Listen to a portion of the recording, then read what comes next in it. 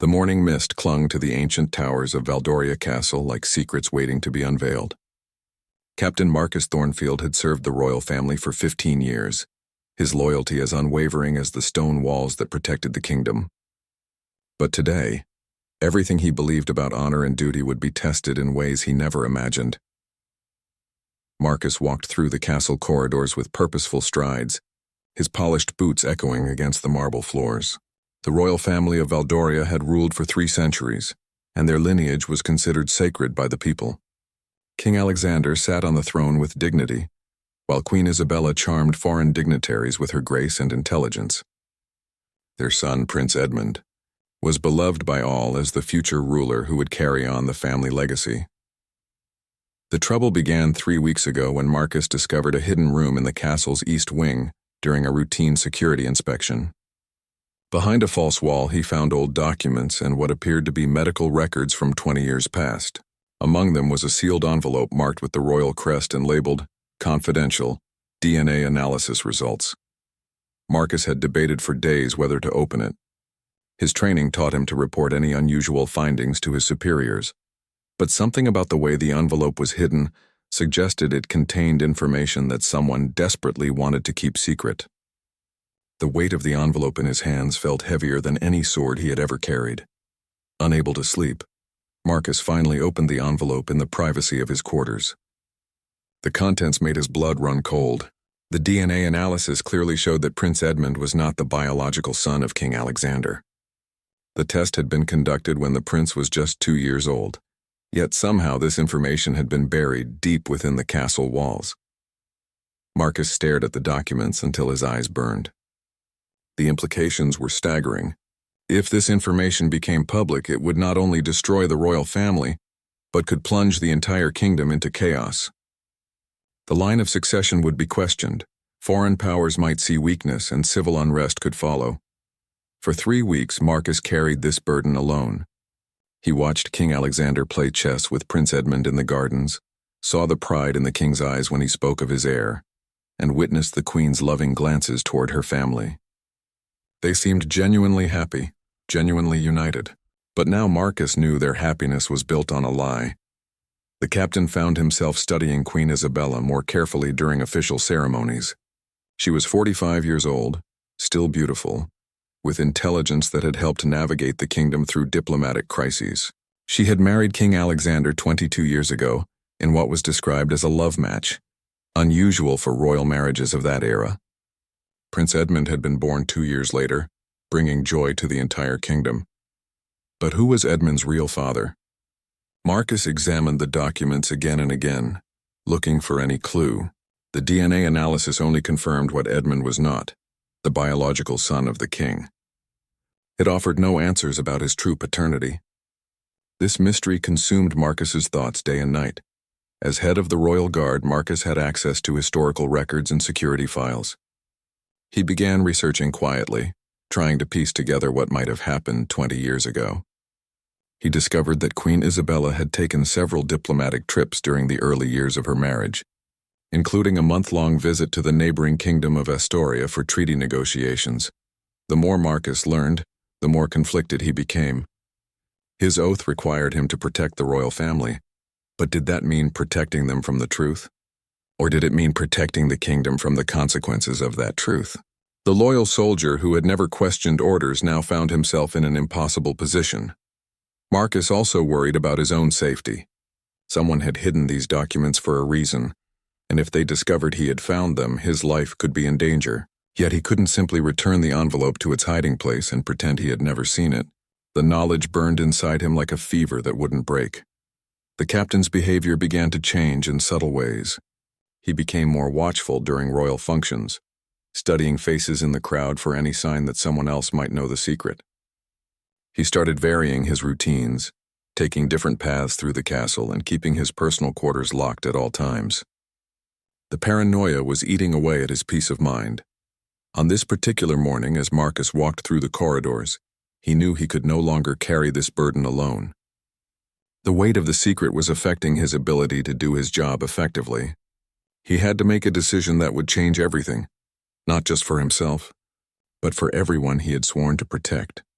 The question that haunted him was not whether to reveal the truth, but how to do it in a way that would cause the least damage to the people he cared about.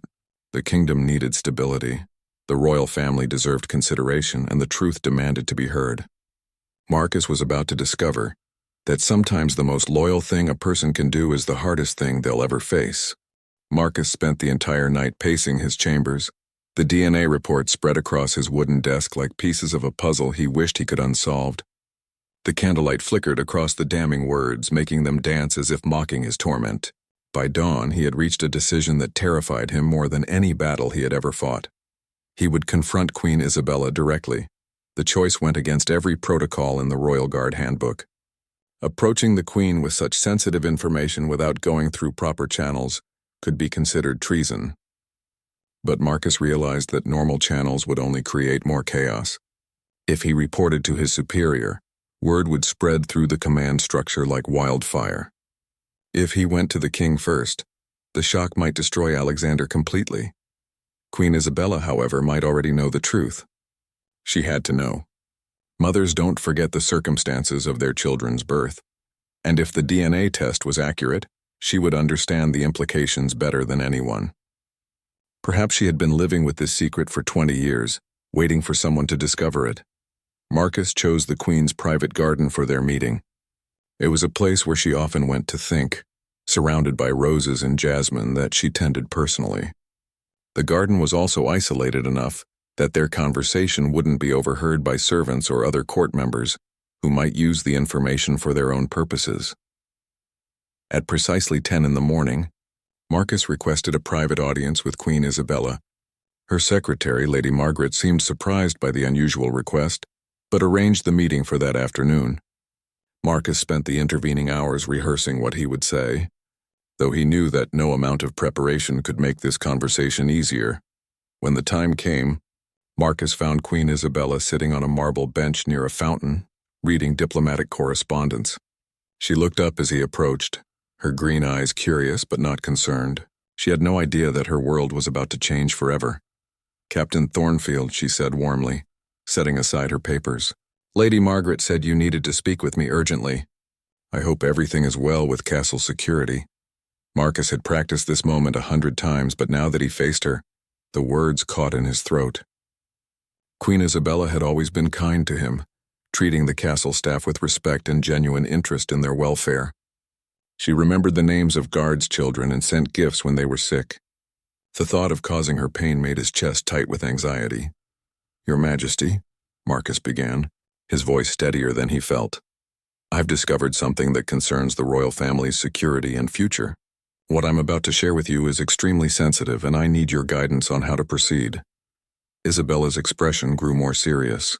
She gestured for him to sit beside her on the bench, but Marcus remained standing, feeling that the formality of his position might somehow make this easier.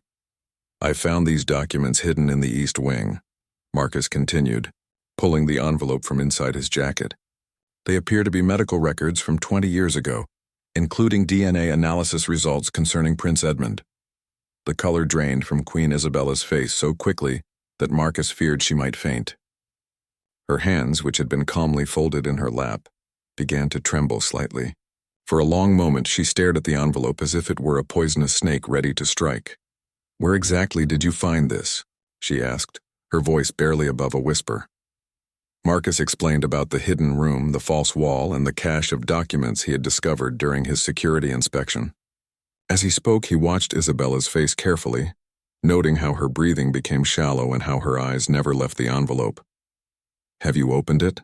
she asked. "Yes, Your Majesty. I felt it was my duty to understand any potential security threat to the royal family." Isabella closed her eyes and took a deep breath. When she opened them again, Marcus saw something he had never seen in her before: genuine fear. Not the careful concern of a queen worried about political matters, but the raw terror of a mother whose deepest secret had been exposed. "What does it say?" she asked, though Marcus suspected she already knew. "It indicates that Prince Edmund is not the biological son of King Alexander," Marcus said as gently as possible. Isabella stood up abruptly and walked to the fountain, her back to Marcus. For several minutes the only sounds in the garden were the gentle splash of water and the distant calls of birds. Marcus waited, giving her time to process what he had said and decide how to respond. When she finally turned around, her royal composure had returned, but Marcus could see the effort it cost her to maintain it. Her hands were clasped tightly in front of her and her voice was carefully controlled. "Captain Thornfield, you have served this family with honor and discretion for many years. I'm going to trust you with information that could destroy everything we've worked to build. But first I need to know, have you told anyone else about this discovery?" "No one, Your Majesty. I came to you first because I believed you deserved to know before anyone else." Isabella nodded slowly, seeming to weigh her options. "The truth is more complicated than those documents suggest. Yes, Edmund is not Alexander's biological son, but the circumstances surrounding his parentage are not what you might think." Marcus felt his pulse quicken. "Your Majesty, I'm not here to judge or to cause harm to the royal family. I simply need to understand the situation so I can determine how best to protect everyone involved." "Protecting everyone involved," Isabella repeated softly. "That's exactly what I've been trying to do for 20 years. But I fear that time is running out, and the choices I made to protect my family may now be the very things that destroy us." The weight of her words hung in the air between them. Marcus realized that he had stumbled into something far more complex than a simple case of royal infidelity. There were layers to this story that he couldn't yet understand. But he could see that Queen Isabella was caught in a web of consequences that had been building for decades. "Your Majesty," Marcus said carefully, "whatever the full truth might be, I want you to know that my loyalty to this family remains unchanged. But I need to understand what we're dealing with so I can help protect Prince Edmund and the kingdom." Isabella looked at him for a long moment, studying his face as if trying to read his soul. Finally, she spoke in a voice filled with both resignation and relief. "Then sit down, Captain Thornfield. It's time you learned the whole truth about what really happened 20 years ago." Marcus took his place on the marble bench, his heart racing as Queen Isabella began to unravel a story that had been buried for 2 decades. The afternoon sun cast long shadows across the garden, as if even nature sensed the gravity of what was about to be revealed. 22 years ago, when I married Alexander, I thought I was the luckiest woman in the world," Isabella began, her voice distant as she recalled the past. "He was kind, intelligent, and genuinely loved me despite the political nature of our union.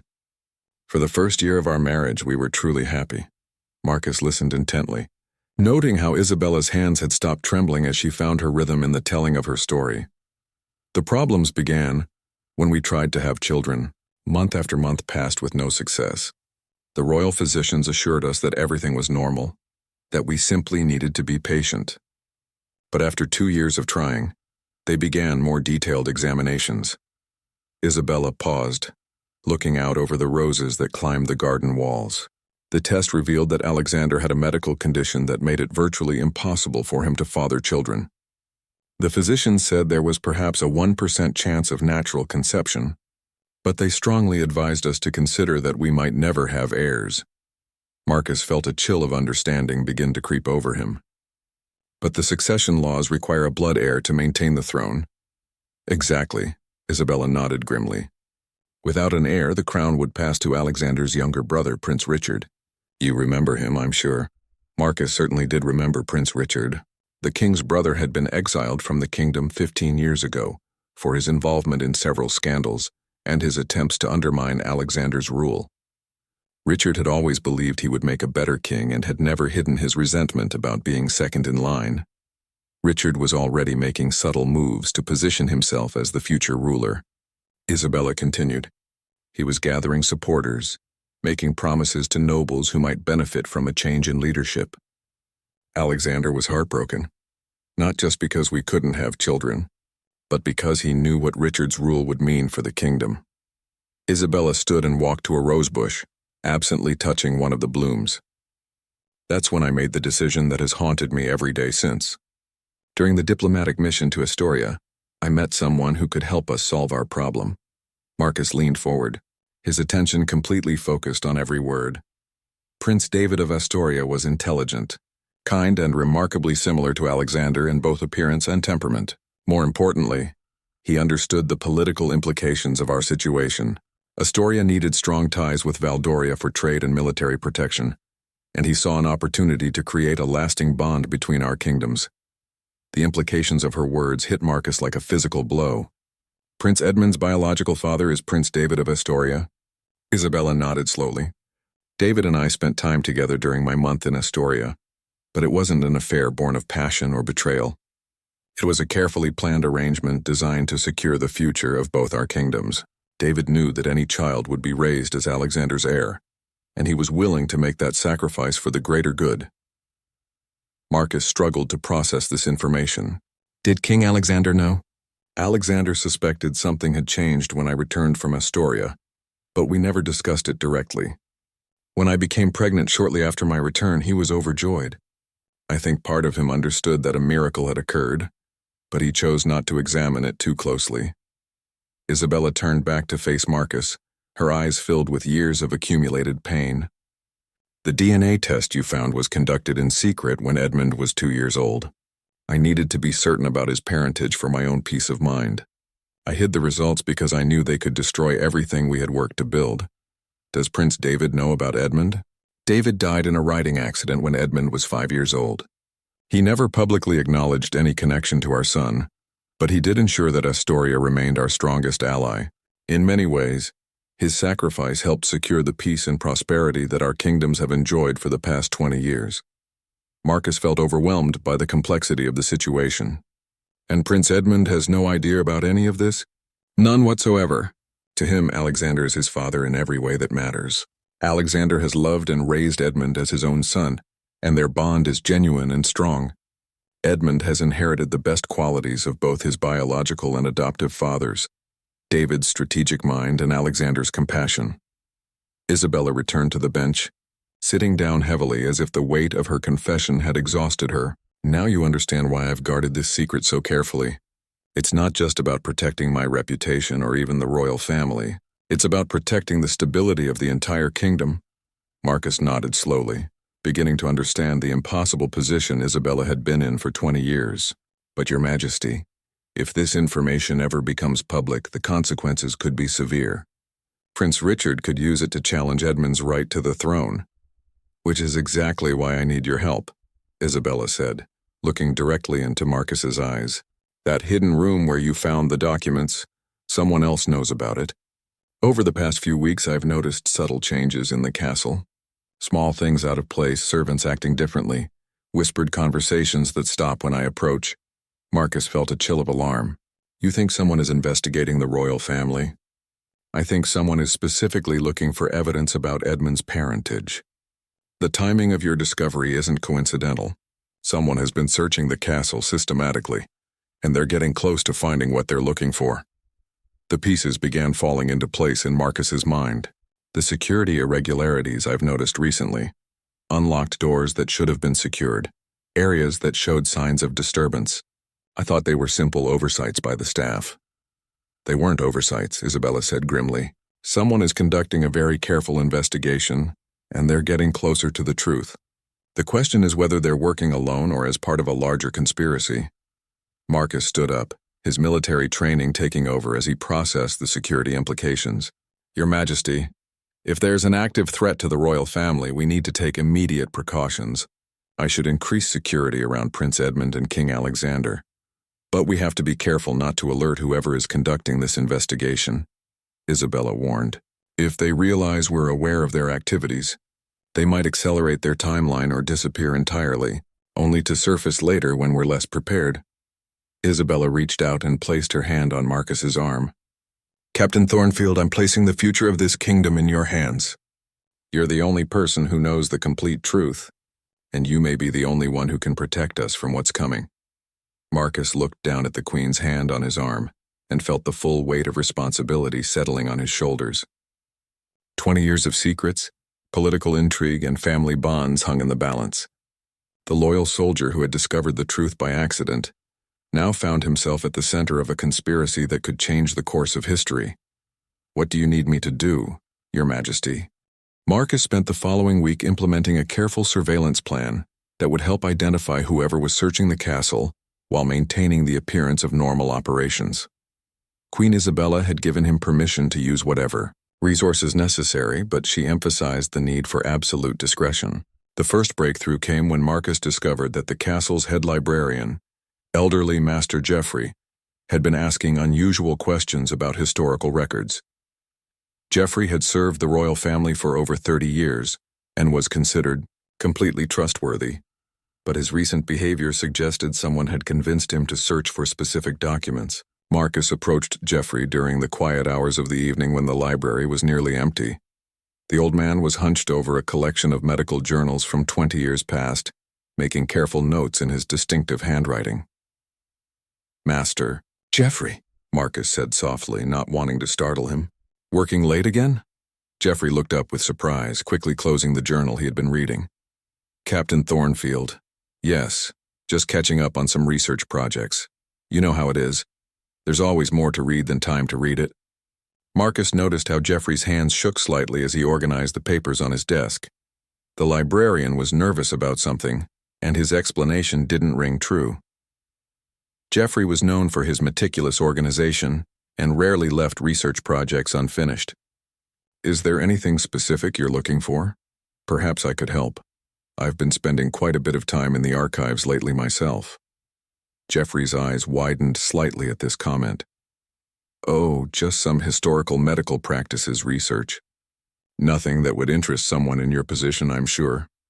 Marcus decided to take a direct approach.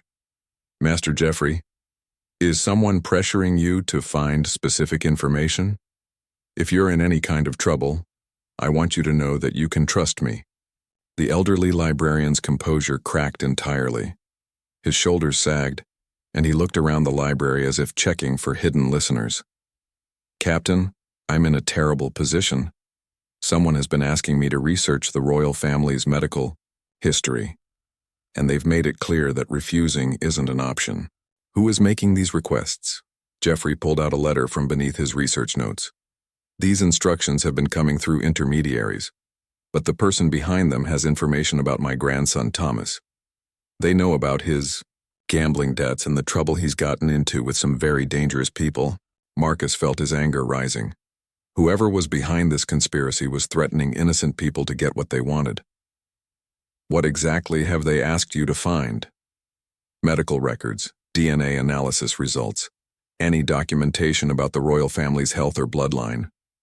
They seem particularly interested in information from around the time Prince Edmund was born."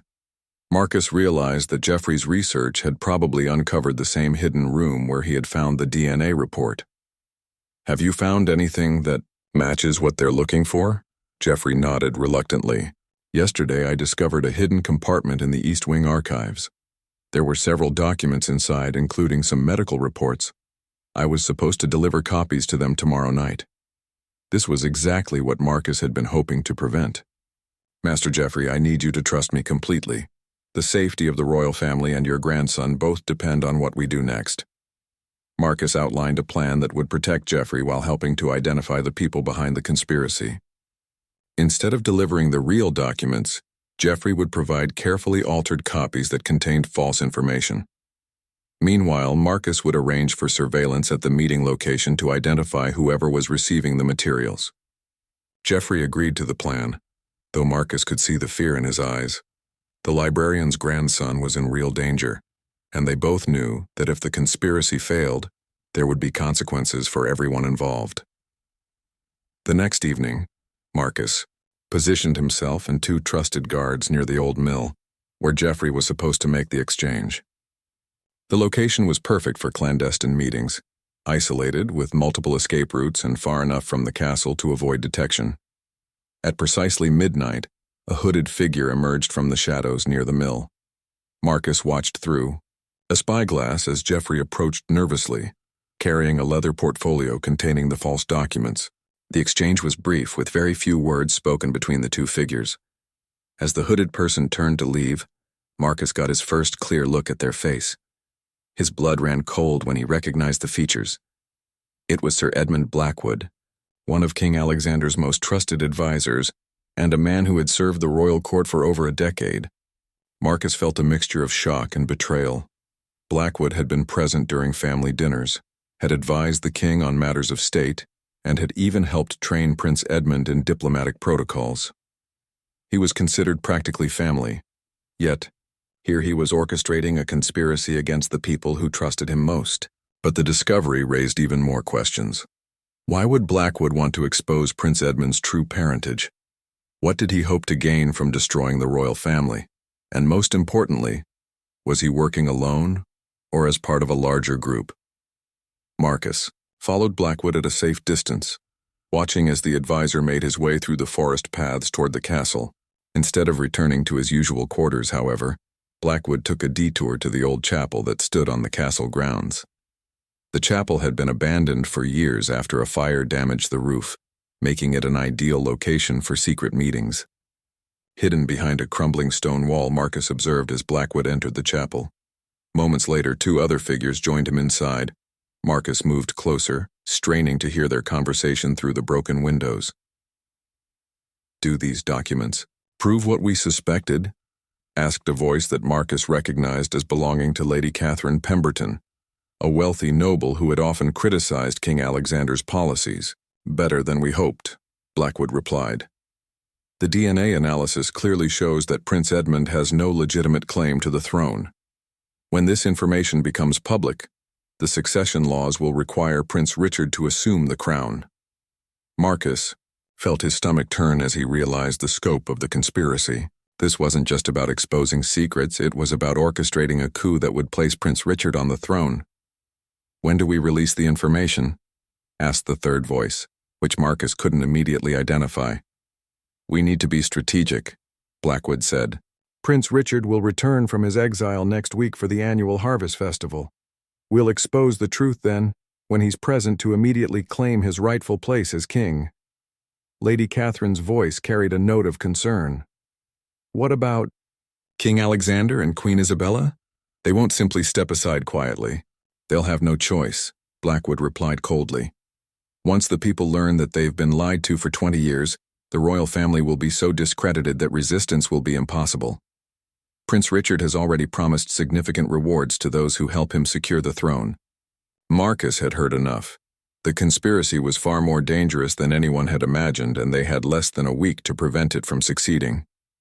He carefully retreated from the chapel and made his way back toward the castle, his mind racing, with plans to protect the royal family and expose the traitors. But as he reached the castle gates, Marcus realized that he was being followed. Someone had noticed his surveillance activities, and his own life might now be in danger. The game of secrets and deception was becoming deadly, and Marcus found himself wondering if he would live long enough to warn Queen Isabella about what was coming. The conspiracy against the royal family was more organized and dangerous than anyone had suspected, and time was running out to stop it. Marcus knew he was being hunted the moment he entered the castle courtyard. The footsteps behind him were too careful, too measured to be those of a casual passerby. His 15 years of military experience told him that whoever was following him was skilled and dangerous. Instead of heading directly to his quarters, Marcus took a roundabout route through the servant corridors, hoping to lose his pursuer or perhaps get a glimpse of who they were. The narrow passages were dimly lit by torches, creating deep shadows that could hide both predator and prey. As he turned a corner near the kitchen storerooms, Marcus heard the distinct sound of steel being drawn from a sheath. Without hesitation, he dove sideways into an alcove, just as a crossbow bolt whistled through the air where his head had been moments before. Marcus drew his own sword and pressed himself against the stone wall, listening carefully for any sound that might reveal his attacker's position. The corridor fell silent except for the distant sounds of kitchen staff preparing for the next morning's breakfast. "You've seen too much, Captain," called a voice from the darkness. Marcus recognized it as belonging to Sir Edmund Blackwood. "This doesn't have to end badly for you if you're willing to be reasonable." "Reasonable?" Marcus called back, anger filling his voice. "You mean like threatening an old man's family and planning to destroy the kingdom's stability?" "I'm trying to restore the rightful order," Blackwood replied, his voice echoing off the stone walls. "Prince Richard is the legitimate heir, and the people deserve to know the truth about the royal family's deception." Marcus knew he needed to end this confrontation quickly and quietly. If other conspirators learned that their plan had been discovered, they might accelerate their timeline or simply disappear until they could try again. He also needed to warn Queen Isabella immediately about Prince Richard's return and the planned exposure. Using a technique he had learned during his military training, Marcus threw his sword belt into the corridor to create a distraction. As Blackwood moved toward the sound, Marcus emerged from the alcove and tackled the advisor from behind, pinning him to the ground before he could use his crossbow again. "You're making a serious mistake," Blackwood gasped as Marcus secured his hands with rope from a nearby storage room. "This conspiracy involves more people than you realize, and Prince Richard already has supporters throughout the kingdom." "Then I suppose I'll have to find them all," Marcus replied grimly. Marcus dragged Blackwood to a secure cell in the castle's lower levels, a place that had once been used to hold prisoners during wartime. The irony wasn't lost on him that he was now using it to imprison someone who had betrayed the very people he was supposed to serve. Before leaving Blackwood in the cell, Marcus extracted additional information about the conspiracy. Lady Catherine Pemberton was indeed involved, along with several other nobles who had grown dissatisfied with King Alexander's moderate policies. They had been secretly communicating with Prince Richard during his exile, promising him that they would find a way to place him on the throne. The conspiracy had been years in the making, with Blackwood slowly gathering information about the royal family's weaknesses. The discovery of Edmund's true parentage was the perfect weapon they needed to destroy Alexander's legitimacy and create a path for Richard's return. Marcus also learned that Prince Richard had been building his own small army during his exile, consisting of mercenaries and disgruntled soldiers who had been dismissed from various kingdoms for misconduct.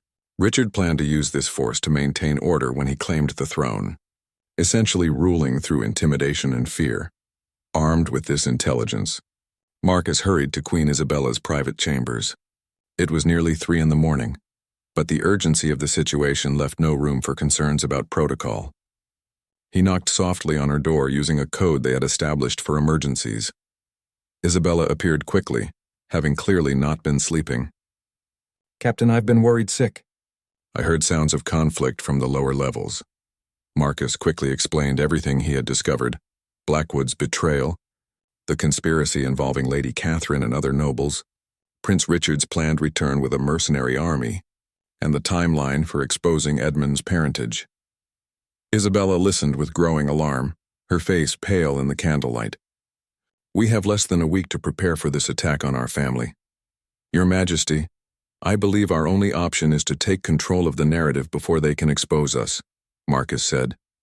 "If we reveal the truth ourselves under our own terms, we might be able to minimize the damage." Isabella shook her head firmly. Revealing Edmund's parentage publicly would still destroy his claim to the throne and create the constitutional crisis that Richard wants. There has to be another way. Marcus had been thinking about this problem during his confrontation with Blackwood. What if we could prove that Prince Richard's supporters are traitors who plan to overthrow the legitimate government? Their conspiracy to use false information to create political instability could be seen as treason, regardless of whether the information itself is accurate. But the information isn't false, Isabella pointed out. Edmund truly isn't Alexander's biological son. The conspiracy is based on the assumption that biological parentage automatically determines legitimate succession, Marcus replied. But what if we could establish that legitimacy comes from other factors: royal adoption, 20 years of accepted rule, and the king's own recognition of Edmund as his heir? Isabella's eyes lit up with understanding. You're suggesting that we challenge the fundamental assumptions about royal succession rather than trying to hide the truth about Edmund's parentage.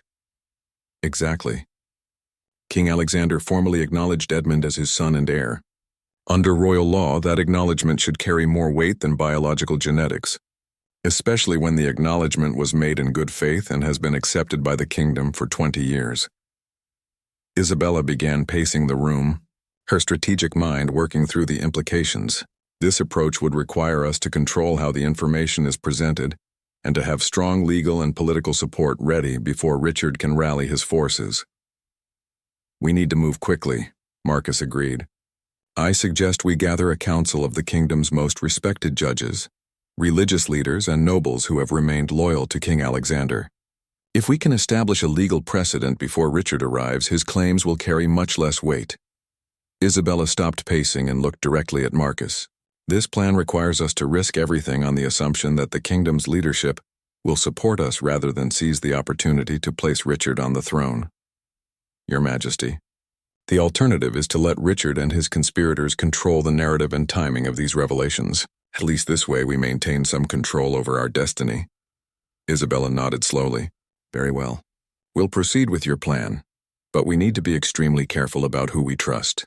Blackwood's betrayal proves that there may be other conspirators still hidden within the court.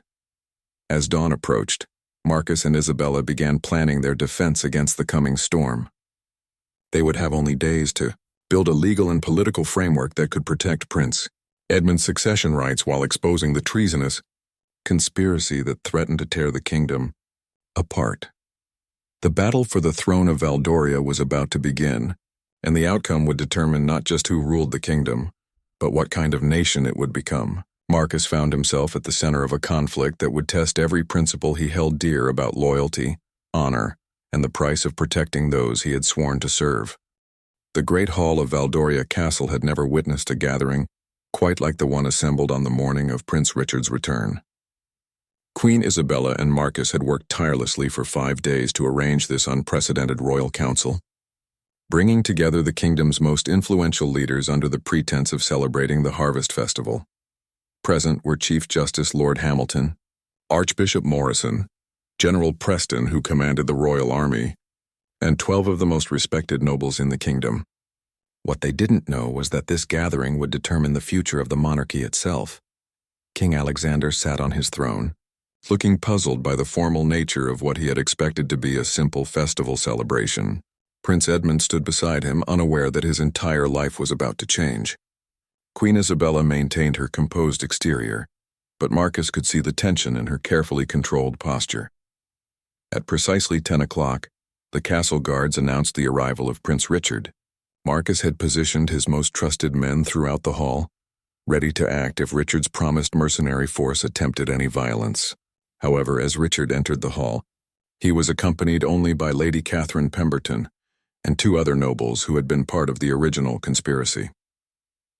Prince Richard looked older than his 47 years, with graying hair and lines around his eyes that spoke of 15 years of bitterness and resentment. He walked with confidence toward the throne, clearly expecting this gathering to mark the beginning of his triumph.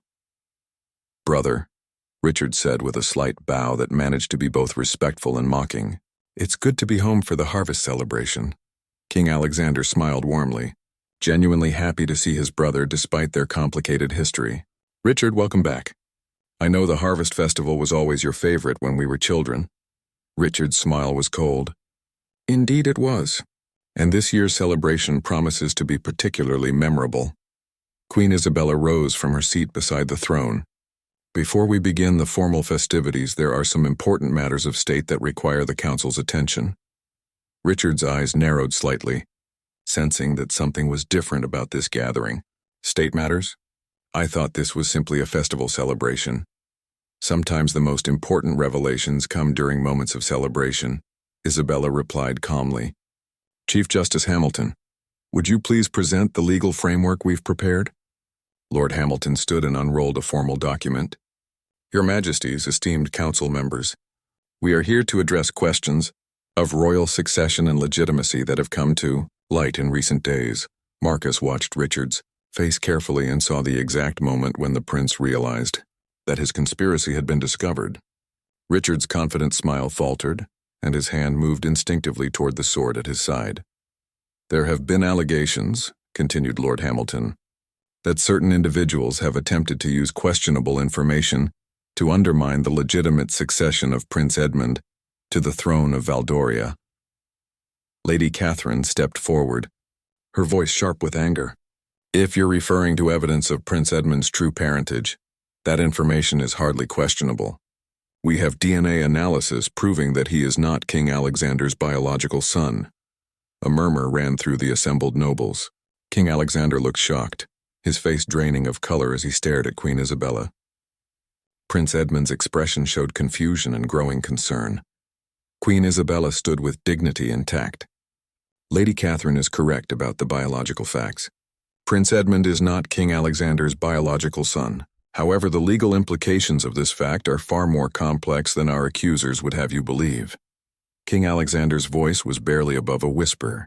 "Isabella, is this true?" "Yes, my love," she replied, looking directly at her husband. But the circumstances are not what they appear to be, and the love we share as a family is completely real. Archbishop Morrison rose from his seat. Your Majesty, if I may address the legal and religious aspects of this situation? Isabella nodded, grateful for the support they had carefully arranged. Please, Your Grace. Under both royal law and religious doctrine, the Archbishop began, the legitimacy of succession is not determined solely by biological parentage. King Alexander formally acknowledged Prince Edmund as his son and heir at birth. This royal acknowledgement, made in good faith before God and witnessed by the court, carries the full weight of law. General Preston stood next. Furthermore, Prince Edmund has been raised as the rightful heir for 20 years. He has been trained in statecraft, military strategy, and diplomacy. The army and the people have accepted his legitimacy for 2 decades. Richard's composure finally cracked entirely. This is absurd. Royal bloodlines matter. The people deserve to know that they've been deceived. Chief Justice Hamilton fixed Richard with a stern gaze. Prince Richard, your concern for the people's welfare would be more convincing if you hadn't attempted to acquire this information through threats, intimidation, and conspiracy. Marcus stepped forward and presented evidence of the conspiracy. Letters between Richard and the mercenaries he had hired, documentation of the threats made against Master Geoffrey's family, and testimony about the planned coup. The real question before this council, Marcus said, is not whether Prince Edmund should inherit the throne based on biology, but whether Prince Richard should be allowed to claim power through treasonous conspiracy. Several nobles who had been wavering in their support began to look at Richard with suspicion and distaste. The evidence of his willingness to use violence and intimidation to gain power painted him in a very unfavorable light. Prince Edmund finally found his voice. Father, is what they're saying true? Am I not your biological son? King Alexander rose from his throne and placed his hands on Edmund's shoulders. Son, I have loved you from the moment you were born. You are my heir in every way that matters, legally, emotionally, and morally. Whatever the circumstances of your birth, you are the future king of Valdoria, and I am proud to call you my son. The emotional power of this declaration moved several council members to tears.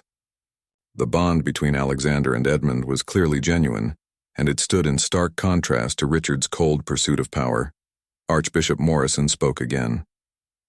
The royal family's honesty in revealing this information, rather than allowing it to be used as a weapon against them, demonstrates the very qualities we want in our rulers: integrity, courage, and putting the kingdom's welfare above personal comfort.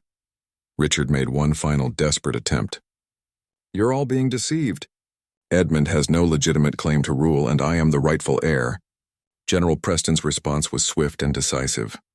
Prince Richard, you are under arrest for conspiracy against the crown, threatening the safety of royal subjects and attempting to incite rebellion. Your actions have proven that you are unfit to hold any position of authority in this kingdom. As the general's guards moved to arrest Richard, the prince looked around the room in desperation, realizing that his carefully planned conspiracy had collapsed completely. The nobles who had promised to support him remained silent, unwilling to associate themselves with his failed coup attempt. Lady Catherine and the other conspirators were also taken into custody, their involvement in the plot having been thoroughly documented by Marcus's investigation. Chief Justice Hamilton formally addressed the council. Based on the evidence presented and the legal principles discussed, this council recognizes Prince Edmund as the legitimate heir to the throne of Valdoria. Furthermore, we commend the royal family for their honesty and integrity in addressing this challenging situation. The council members voted unanimously to support Edmund's succession, effectively ending any legal challenge to his future reign. Prince Richard's conspiracy had not only failed, but had actually strengthened the royal family's position by allowing them to demonstrate their character under pressure. As the formal proceedings concluded, King Alexander embraced Queen Isabella, their 22 years of marriage having survived the revelation of her most carefully guarded secret. Prince Edmund, though still processing the news about his parentage, stood taller with the knowledge that his claim to the throne was now stronger than ever. Marcus watched the scene with satisfaction, knowing that his decision to confront Queen Isabella with the truth had ultimately saved the kingdom from a destructive civil war. 6 months had passed since the dramatic events that changed the course of Valdoria's history, and Captain Marcus Thornfield found himself walking through the same castle corridors where he had first discovered the secrets that nearly destroyed the royal family. But now, instead of carrying the weight of hidden knowledge, he walked with the satisfaction of having helped protect the people he served. The kingdom had emerged stronger from the crisis. The truth about Prince Edmund's parentage, rather than damaging the royal family's reputation, had actually increased public support for their rule. The people admired how King Alexander and Queen Isabella had handled the situation with honesty and dignity, and they respected Prince Edmund's grace in accepting the complex circumstances of his birth. Marcus had been promoted to Chief of Royal Security, a position that gave him greater authority to protect the royal family from future threats. His first major initiative had been to completely reorganize the castle's security protocols, ensuring that no future conspiracies could develop undetected within the royal household. Master Geoffrey had been cleared of any wrongdoing, and his grandson Thomas had been helped to resolve his gambling debts and find legitimate work in the royal stables. The elderly librarian continued his research with renewed enthusiasm, though he now focused on preserving the kingdom's history rather than uncovering its secrets. Prince Richard and his co-conspirators had been tried for treason and conspiracy against the crown. Richard himself had been sentenced to permanent exile, this time to a distant land where he could not threaten Valdoria's stability. Lady Catherine Pemberton and the other nobles involved had forfeited their titles and lands, which were redistributed to families who had shown loyalty during the crisis. The mercenary force that Richard had assembled never materialized at the castle. Upon learning of their leader's arrest and the failure of the conspiracy, the hired soldiers had simply dispersed, taking their payment and disappearing into the countryside. General Preston had tracked down several of them to ensure they posed no ongoing threat to the kingdom's security. On this particular morning, Marcus was making his way to a private meeting with the royal family in Queen Isabella's garden, the same place where she had first revealed the truth about Prince Edmund's parentage. The garden had become a symbol of honesty and trust within the royal household, a place where difficult conversations could be held without fear of judgment or betrayal. King Alexander looked healthier and more relaxed than he had in years. The resolution of the succession crisis had lifted a burden he hadn't even realized he was carrying. His relationship with Prince Edmund had grown even stronger since the truth was revealed, as both men appreciated the genuine love that had always existed between them regardless of biology. Queen Isabella had found peace in no longer having to guard her 20-year-old secret. The fear that had haunted her daily life was gone, replaced by gratitude for a husband who had forgiven her deception, and a son who had embraced the complex truth of his heritage. Prince Edmund had perhaps changed the most of all. The young man who had once seemed destined for an easy path to the throne now understood the weight of responsibility that came with leadership. He had begun studying the histories of both Valdoria and Astoria, wanting to understand the heritage he carried from both kingdoms. "Captain Thornfield," Queen Isabella said as Marcus joined them at the familiar marble bench, "we wanted to thank you again for the courage you showed in bringing this matter to our attention." Marcus shook his head modestly. "Your Majesty, I was simply doing my duty. Though I admit when I first found those documents, I never imagined the situation would be so complex." King Alexander smiled. "Sometimes the most important decisions we make are the ones that feel impossible at the time. You chose to trust us with the truth, and that trust saved our family and our kingdom." Prince Edmund had been quietly thoughtful during the conversation, and now he spoke up. "Captain, I've been thinking about something you said during the council meeting.